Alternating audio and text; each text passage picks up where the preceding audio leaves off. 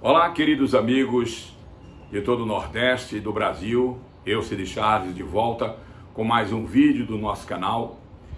E hoje, certamente, eu vou fazer uma homenagem a um escritor também já falecido, filho ilustre de Serra Talhada, José Alves Sobrinho.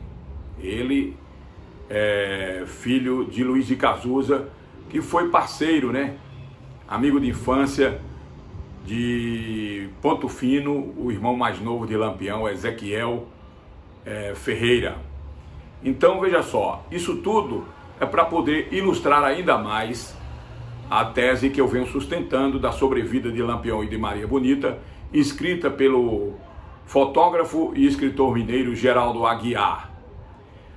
A narrativa que a gente vai fazer hoje, ou melhor, que Tailane vai fazer hoje para vocês, do livro de José Alves Sobrinho, nada mais é do que a confirmação de que Lampião sobreviveu e viveu muitos anos em Minas Gerais, e que Geraldo Aguiar teve a felicidade de encontrá-lo em 1992 e escrever uma autobiografia trazendo a sobrevida de Lampião e de Maria de Déia, ou seja, Maria Bonita. Mas antes eu gostaria de fazer também uma breve homenagem a alguns escritores que se destacaram em trazer para todos nós o que eles pensavam e o que eles chegaram à conclusão com os seus trabalhos de pesquisa. Vamos então lembrar primeiro de Alcino Costa, um morador ilustre, filho de Poço Redondo, em Sergipe, que disse numa frase muito importante, de que Angico foi um palco de mentiras e mistérios. Já Paulo Gastão, outro historiador que também era muito importante nessa questão do cangaço, ele se referiu a Angico como um plano para enganar alguém, ou seja, que Angico foi um embuste. Já o Geraldo Aguiar, José Geraldo Aguiar, escreveu e lançou a sua primeira edição em 2009, o livro Lampião Invencível, Duas Vidas e Duas Mortes. Ou seja, foi daí que eu venho sustentando de que Lampião não morreu em Angico. Eu, Cid Charles, venho sustentando essa tese do livro de Geraldo Aguiar. E o nosso querido Rico Inglês, que já há algum tempo deixou de gravar os seus vídeos, e a gente respeita, é claro, a decisão dele, ele escreveu um livro que está disponível aí na internet, gratuitamente. O livro chama Angico Nunca Aconteceu. Então, se você quiser tomar conhecimento, é só ir na internet e colocar esse título, Angico Nunca Aconteceu, que vocês vão chegar à conclusão do que Geraldo Aguiar escreveu e que o povo começou a tomar conhecimento em 2009. Geraldo Aguiar faleceu em 2011, infelizmente poderia estar ele hoje divulgando a sua obra literária, mas infelizmente não foi assim que Deus quis. E eu estou dando oportunidade ao povo brasileiro, ao povo nordestino, de conhecer a história que está inserida na autobiografia, na sobrevida de Lampião e Maria Bonita, escrito por Geraldo Aguiar. Pois bem, como eu disse que hoje eu vou fazer uma homenagem a José Alves Sobrinho, eu quero chamar a atenção dos pernambucanos em especial, todos os pernambucanos, mas em especial, é claro, os conterrâneos de Serra Talhada. José Alves Sobrinho coloca em seu livro uma conversa muito importante que Ezequiel Ferreira, o irmão mais novo de Lampião, teve tanto com Genésio Ferreira, lá em Serra Talhada, o primo de Lampião, quanto também com seu próprio pai, o senhor Luiz de Cazuza. E eu vou convidar a nossa assistente Tailane Ferreira da Silva para poder trazer para nós o que está inserido no livro Lampião e Zé Saturnino. E é claro, nós vamos trazer o tema Lampião deixa o bando. E depois a gente fecha aqui a nossa manifestação sobre esse tema. Vamos lá, Tailânia, com você. Conforme declarações reais e objetivas do cangaceiro Ezaquiel Ferreira, o irmão caçula de Lampião, ele esteve em Serra Talhada a passeio no mês de dezembro de 1984 e passou cerca de 20 dias no meio da família Ferreira. Ficou hospedado na casa do senhor Genésio Ferreira, um dos seus últimos primos legítimos. Ezaquiel manteve contato com várias personalidades importantes da cidade na época, como a própria família Ferreira, o juiz de direito, Padre Jesus Garcia Rian, Padre Afonso, médicos, entre eles o Dr. Elias Nunes, Luiz Andrelino Nogueira, donos de lojas e vários donos de terras da localidade. Entre os donos de terras presentes estava Luiz Alves de Barros, o Luiz de Casusa, o único que foi seu parceiro nos tempos de criança. Luiz de Casusa, como era de se esperar, mediante a idade, também não conheceu Ezaquiel. Por intermédio de Genésio Ferreira, Luiz de Casusa manteve contato. Conversou firmemente com Ezaquiel Ferreira por mais de 4 horas, no dia 26 de dezembro de 1984. Se convencer de que a pessoa com quem se deparava era mesmo Ezaquiel Ferreira, foi outra história. Todavia, os assuntos naquele dia referiam-se às várias condições como questão básica, encontros inesperados, combates organizados, emboscadas, quem estava presente, quem havia morrido, como foi programado o cerco da Fazenda Pedreira, como foi que Lampião cercou e queimou a Casa Grande da Fazenda Serra Vermelha, por que e como foi que Lampião decidiu deixar o bando e várias outras perguntas. Naquele longo bate-papo, Luiz de Casusa conseguiu se posicionar. Apesar de Ezaquiel Ferreira acertar alguns detalhes que foram muito importantes naquela conversa, errou outros detalhes, alegando que ele não se lembrava mais. É provável que ele estivesse certo de seu esquecimento, até porque já se encontrava com uma idade bastante avançada. Conforme suas próprias declarações, estava morando naquela época em um pequeno sítio de nome Cacimba, de sua propriedade, no município de Valença, no estado do Piauí. Conforme eu conheço e segundo o que se conhece através dos maiores pesquisadores brasileiros na história do cangaço do Nordeste do Brasil, esse cangaceiro de quem eu falo deveria estar entre os que se registravam no dia 28 de julho de 1938, no massacre do bando de Lampião, na fazenda Angico, no estado de Sergipe, onde as cabeças passaram mais de 30 anos no Museu Nina Rodrigues, em Salvador, capital do estado da Bahia. Entre aquela conversa informal, travada por Ezaquiel Ferreira e Luiz de Casusa, o que mais interessava era a então decisão de Lampião deixar o bando. Essa decisão de Lampião, para mim, foi uma surpresa, quando o fato foi relatado, até porque contrariava todos os princípios que a gente conhecia até hoje, no extermínio da história do cangaceiro Lampião. Eu sei que, se tratando da inteligência de Lampião, nada seria impossível. Ele, que estava sendo pressionado por todo o sistema policial no Nordeste, teria que encontrar solução inteligente e rápida. Todavia, não podíamos descartar a possibilidade de que o fato que estava sendo contado por Ezaquiel não fosse a mais pura verdade. A história tinha um roteiro impressionante que vou destacar a seguir. No começo do mês de julho de 1938, Lampião reuniu Luiz Pedro, Félix da Mata Redonda e Ezaquiel, e expôs dizendo: "Estamos recebendo pressão de macacos de todos os lados do Nordeste. O cangaço daqui para frente não vai ter futuro. Eu sinto que estamos chegando ao fim.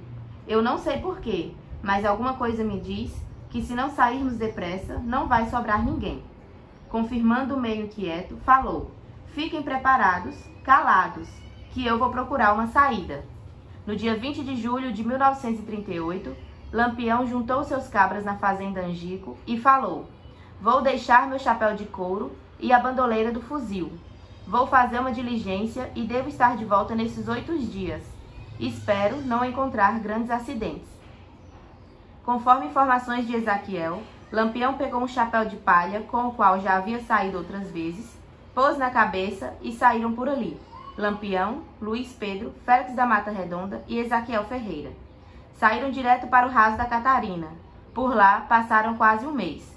No raso, Luiz Pedro cortou de tesoura o cabelo dos 3, rente com o casco. E depois, Lampião cortou do mesmo modo o cabelo de Luiz Pedro.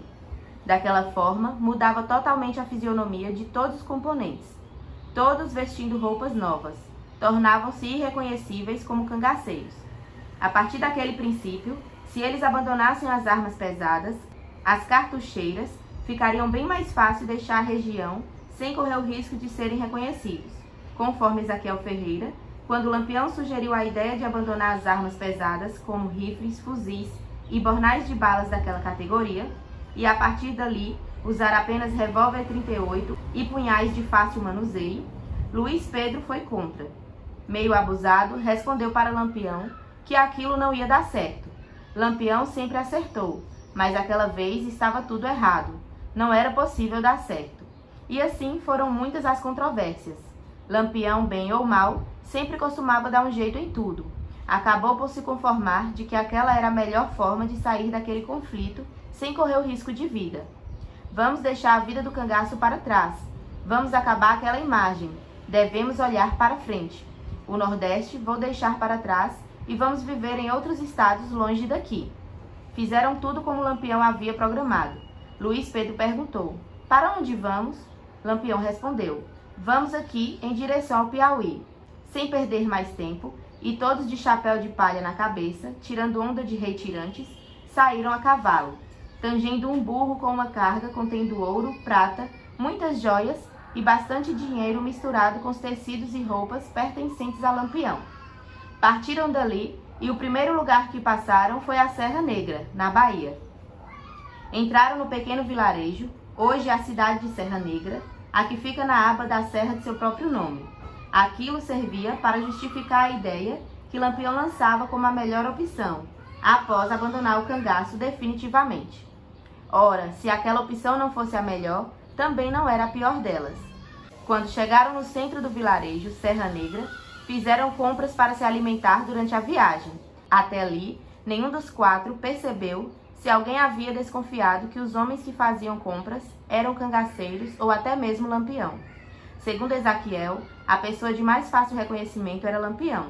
O seu defeito no olho, segundo a insistência de Luiz Pedro, não dava para ir muito longe.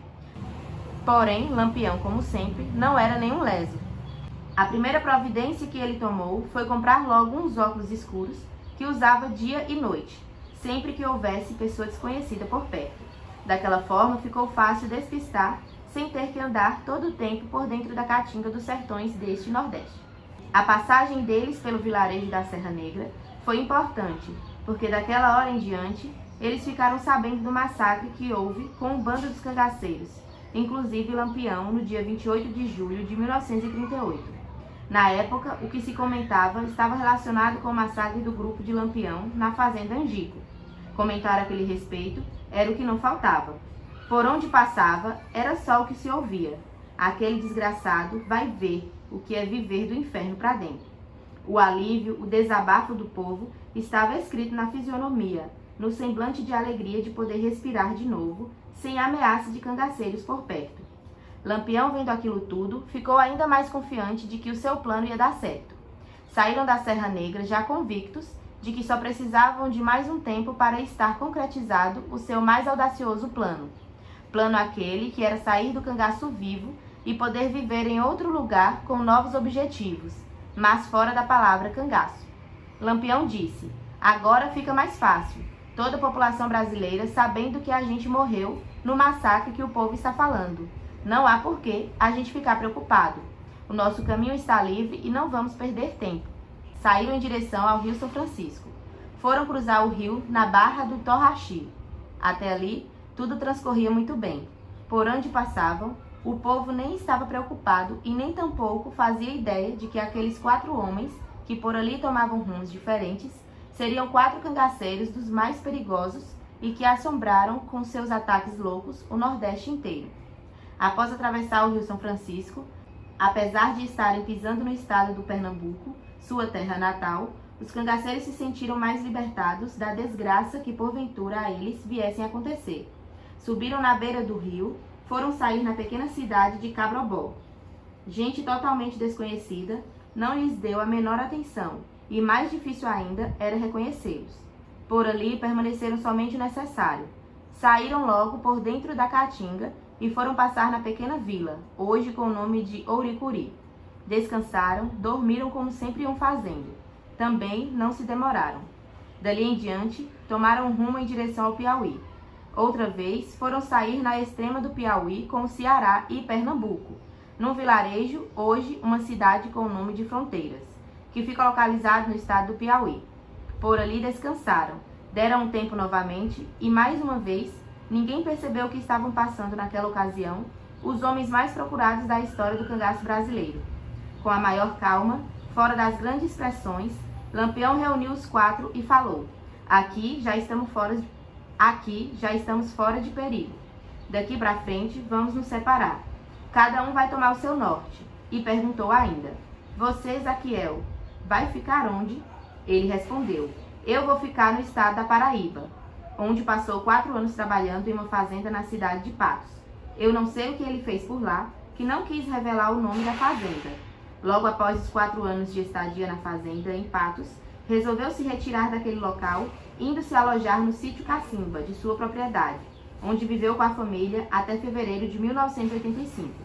Lampião virou-se assim de lado e perguntou: Você, Félix, como pretende fazer?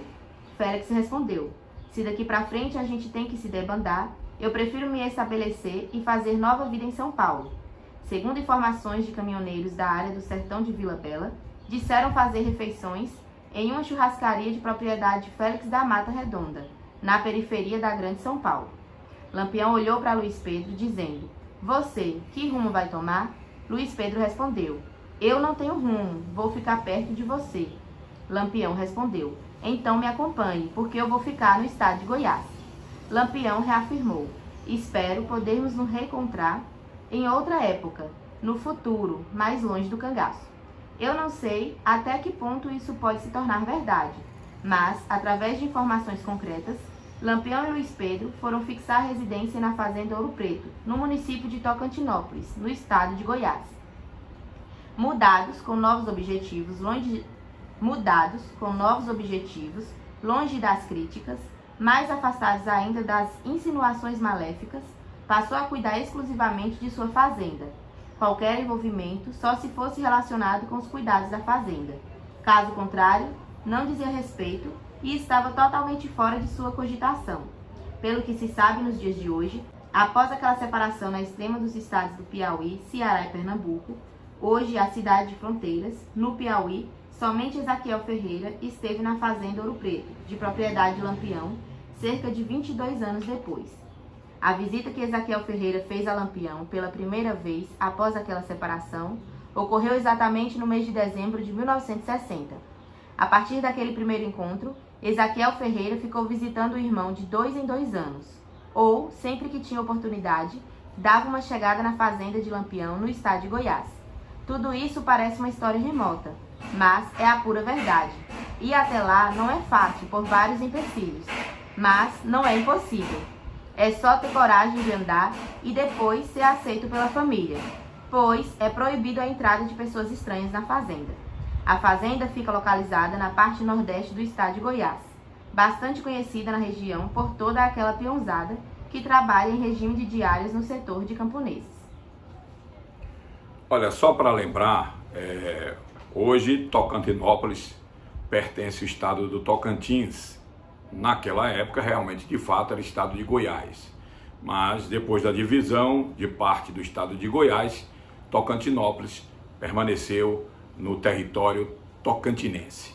E essa fazenda Ouro Preto fica nas margens do rio Tocantins. Bem, antes mesmo de Ezaquiel Ferreira ir para Sergipe encontrar com o Lampião para ajudá-lo a deixar o bando, isso tinha sido já um planejamento entre eles dois. Vocês se lembram que, segundo alguns historiadores, que Ezaquiel tinha morrido no combate com a polícia baiana em 1931. Ali quem morreu foi um outro cangaceiro. Na ocasião, Ezaquiel estava louco para sair do bando e pediu o Lampião. Lampião garantiu que ia realmente resolver o problema dele. E assim foi feito. Quando houve esse confronto na Bahia com uma das volantes baianas, que foi abatido um cangaceiro, Lampião foi lá, tirou os documentos desse cangaceiro e colocou os documentos de Ezaquiel, para confundir a volante, porque sabia que eles voltariam para saber onde é que tinha sido enterrado o corpo desse cangaceiro abatido. E encontraram, depois de desenterrar, encontraram os documentos de Ezequiel. Então, publicaram que teria abatido o irmão mais novo de Lampião, quando na verdade ali foi uma estratégia, foi uma jogada que Lampião fez para que Ezequiel pudesse sair e ir para uma região onde ele tinha amigos, a exemplo de Santa Luzia, ou melhor dizendo, em Valença, no estado do Piauí. Pois bem, e aí o seguinte, antes de Ezequiel vir para Angico, antes de Ezequiel vir para Serra Talhada, em 1984, ele passou em São Francisco, onde esteve com o irmão. Nesse tema traz, inclusive, que Ezequiel ficou visitando Lampião de 2 em 2 anos lá em Tocantinópolis. Quem ficou em Tocantinópolis,